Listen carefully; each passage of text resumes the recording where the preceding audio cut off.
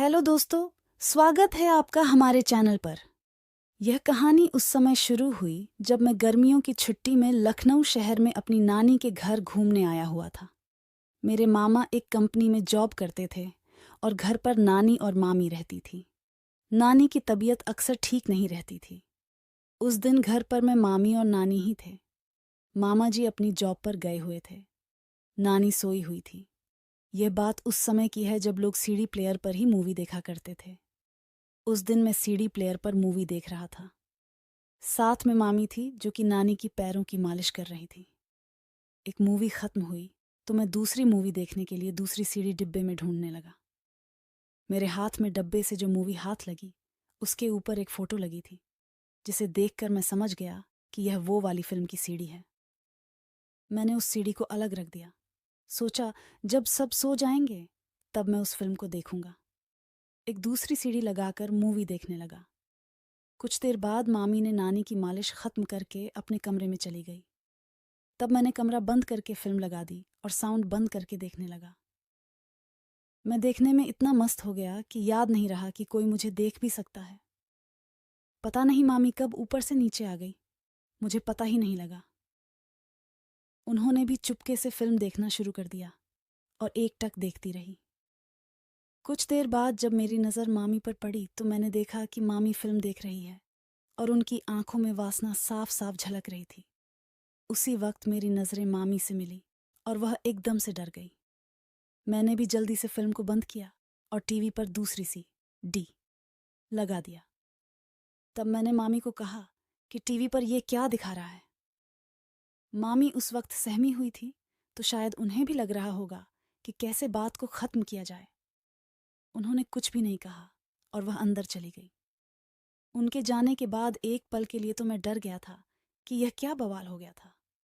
ज्यादा कुछ नहीं हुआ क्योंकि मामी ने बाद में भी मुझसे कुछ नहीं कहा।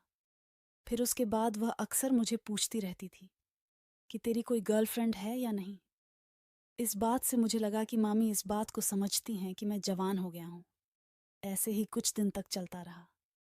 मैं मौका पाते ही मैं मूवी को लगा देता और देखते रहता। एक दिन मैं और मामी बैठकर हंसी मजाक कर रहे थे। उन्होंने मुझसे कहा, वह उस दिन वाली मूवी लगाकर तो देख कर ही वह वाली है। मैंने मामी की तरफ देखा तो उन्होंने आंख दबा दी थी। मैं देर न करते हुए वह वाली मूवी की सीडी लगा दी और मामी के साथ बैठकर देखने लगा। हम देख ही रहे थे। हमें थोड़ी देर हुई थी, इतने में वहां नानी आ गई और उन्होंने हमें देख लिया। लेकिन नानी ने टीवी की तरफ नहीं देखा था।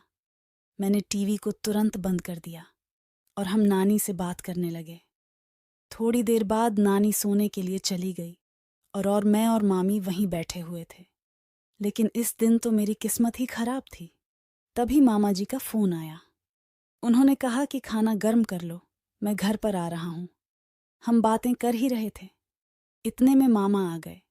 हमने मामा को खाना खिलाया। मामा खाना खाकर अपने रूम में सोने के लिए चले गए। थोड़ी देर बाद मामी भी उनके रूम में सोने के लिए चली गई और मैं अपने कमरे में बैठा बैठा सोच रहा था। काफी दिनों की कोशिश करने के बाद तो रेलगाड़ी पटरी पर आई थी। पता नहीं मामा बीच में कहाँ से आ गए।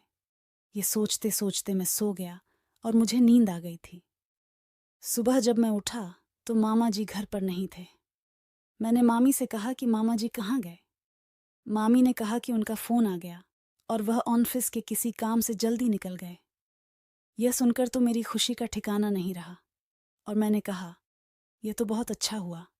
लेकिन इस बात को मैंने जैसे ही कहा, मामी ने सुन लिया था।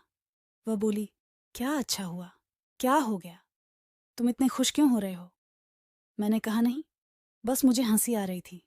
मामी बोली, ऐसी कोई बात नहीं है, मुझे पता है तुम क्यों हंस रहे थे। मैंने उनसे कहा, बताओ क्यों। उन्होंने कहा कि तुम्हारे मामा के जाने से। मैंने कहा, ऐसा कुछ भी नहीं है। फिर मैंने मामी से दोबारा पूछा कि आज हम फिर से वह वाली मूवी देख लेते हैं। मामी ने कुछ नहीं कहा। जब शाम हुई और मामी ने खाना बनाया, हम सब ने खाना खाया और नानी अपने कमरे में सोने के लिए चली गई। मैं अपने कमरे में सोने के लिए चला गया और मामी भी अपने कमरे में चली गई। लेकिन रात के लगभग 10 o'clock बजे वह मेरे कमरे में आई। आकर बोली, लो दूध पी लो, अब मेरी तो खुशी का ठिकाना नहीं रहा, क्योंकि आज से पहले कभी भी वह ऐसे मेरे कमरे में दूध लेकर नहीं आई थी। मेरे मन में बहुत सारे लड्डू फूट रहे थे। उन्होंने मुझसे कहा, तो बताओ तुम क्या कह रहे थे? मैंने कहा, मैं तो कुछ नहीं कह रहा था, बस आप ही कह रही थी वह वाली मूवी देखने के लिए। वह बोली, फिर देर किस बात की, चलो शुरू करते हैं।